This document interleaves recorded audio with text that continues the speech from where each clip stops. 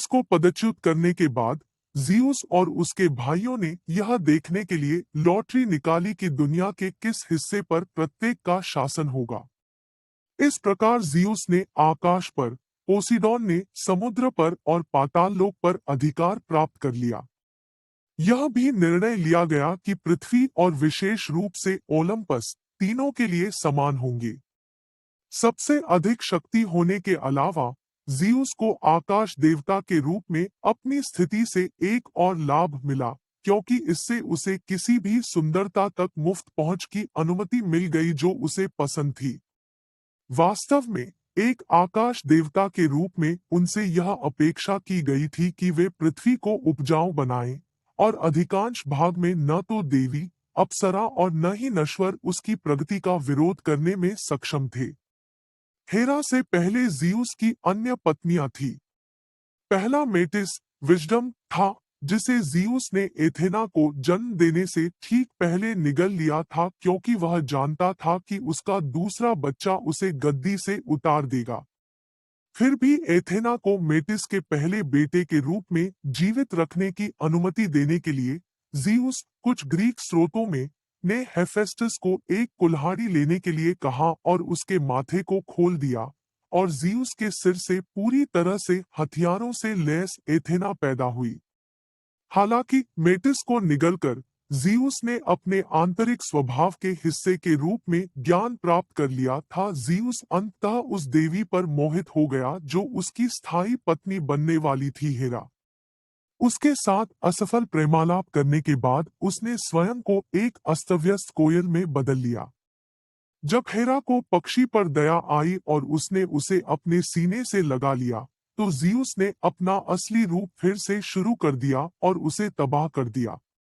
तब हेरा ने अपनी शर्म को छुपाने के लिए उससे शादी करने का फैसला किया और दोनों ने देवताओं के योग्य एक शानदार शादी की।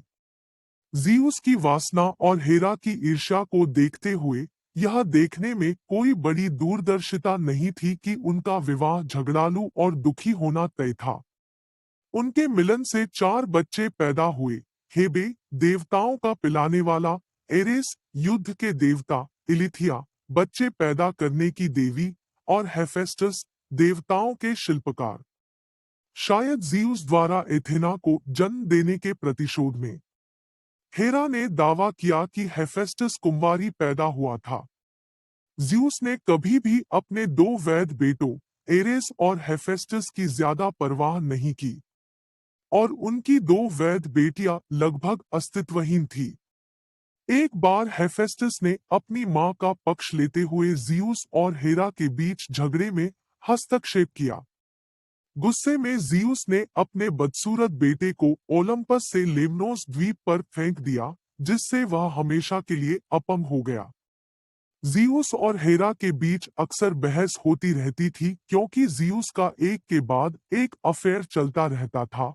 हेरा उसे सजा नहीं दे सकती थी क्योंकि वह उससे कहीं ज्यादा ताकतवर था, लेकिन वह उन महिलाओं से बदला ले सकती थी जिनके साथ ज़ीउस ने अवैध संबंध बनाए थे, और वह अक्सर इसका पूरा फायदा उठाती थी। ज़ीउस के कई मामलों के परिणामस्वरूप नए देवी देवता सामने आए। निस्संदेह मेटिस के साथ उनके संपर्क ने ज्ञान और साहस की योद्धा देवी एथेना को जन्म दिया। एक रात जब हेरा सो रही थी, ज़ीउस ने प्लिएड्स में से एक मैया से प्यार किया, जिसने देवताओं के चालाक दूत हर्मीस को जन्म दिया।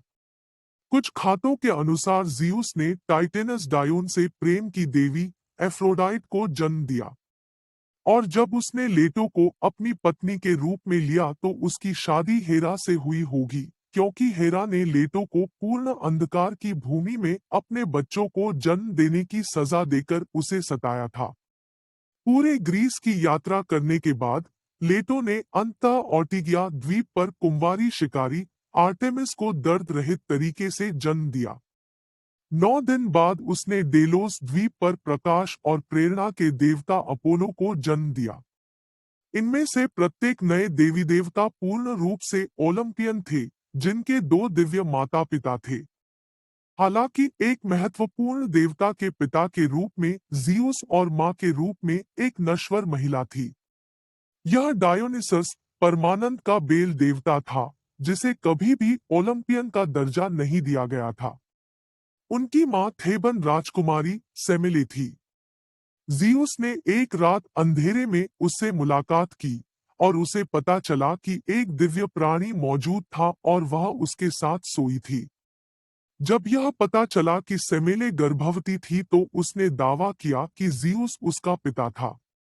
हेरा को इस बात का पता चला और वह अपनी नर्स के भेष में सेमेले के पास आई। हेरा ने पूछा कि वह कैसे जानती है कि पिता जियुस था और सेमेले के पास कोई सबूत नहीं था।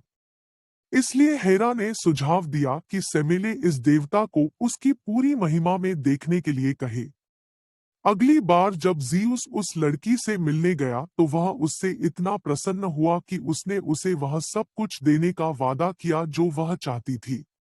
वह जियुस को पूरी तरह से प्रकट होते देखना चाहती थी। चूंकि जियुस ने कभी भी अपना वचन नहीं तोड़ा, उसने दुख की बात करते हुए खुद को अपने असली सार में प्रकट किया, महिमा का एक विस्फोट जिसने सेमेले को पूरी तरह से नष्ट कर दिया, उसे जला दिया। फिर भी जियुस ने उसके अजन्मे शिशु को बचा लिया, उसे अपनी जांघ के अंदर तब तक सिल दिया जब तक कि वह देवता डायोनिसस के रूप में उभरने में सक्षम नहीं हो गया।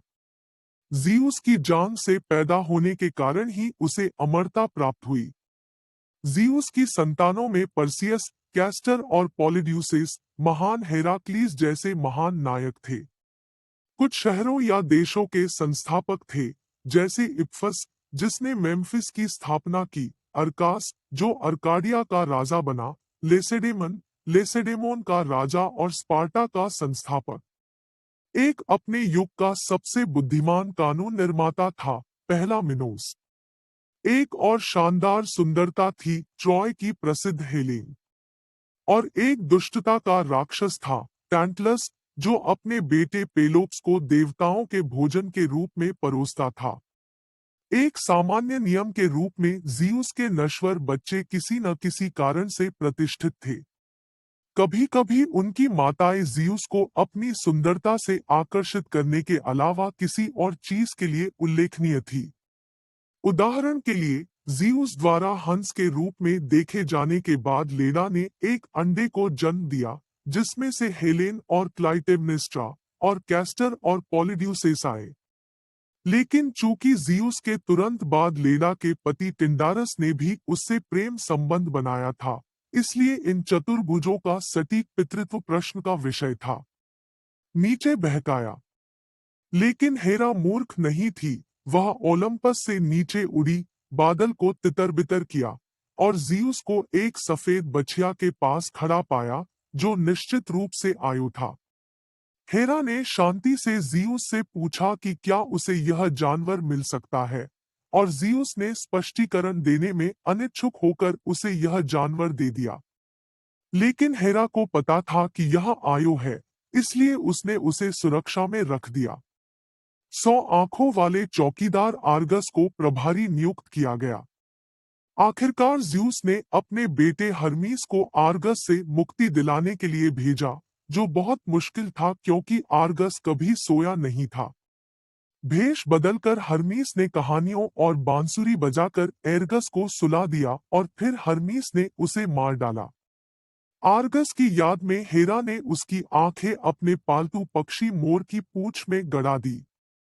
लेकिन हेरा गुस्से में थी और उसने पृथ्वी पर आयो का पीछा करने के लिए एक गैडफ्लाई भेजी।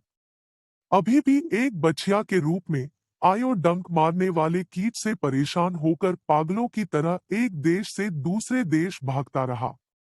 एक बिंदु पर वह काकेशस में अपनी चट्टान से बंधे प्रोमेथियस के पास आई और दैवीय अन्याय के 2 पीड़ितों ने उसकी दुर्दशा पर चर्चा की। प्रोमेथियस ने बताया कि उसके कष्ट अभी खत्म नहीं हुए हैं, लेकिन लंबी यात्रा के बाद वह नील नदी तक पहुंचेगी, वापस मानव आकार में परिवर्तित हो जाएगी, जियुस के पुत्र इप्फस को जन्म देगी और कई सम्मान प्राप्त करेगी।